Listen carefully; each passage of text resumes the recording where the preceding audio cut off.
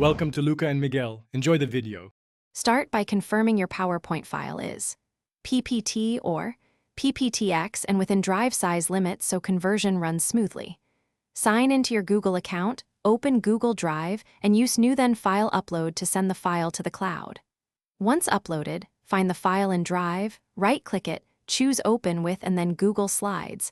This begins the conversion process. Doing this first avoids later compatibility errors and ensures your assets are accessible for editing in slides. Once the file opens in Google Slides, scan each slide for layout shifts, missing fonts, and images that moved. This is where most issues appear. Make sure to import the original theme or edit the master slide to restore consistent styling across slides, because Google Slides maps styles differently than PowerPoint.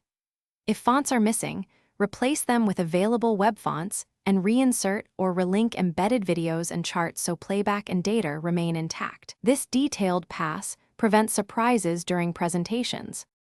Finish by saving the document as a native Google Slides file and verify your share settings and permissions so collaborators can view or edit. Test in present mode to confirm transitions and media behave as expected. If complex animations failed, simplify them to basic fades or rebuild using Slides transition tools because native animation support differs. If something goes wrong, use File then Version History to revert or compare earlier states, which often recovers lost layouts or content without redoing. Thanks for watching and please subscribe. It's the best investment you'll ever make.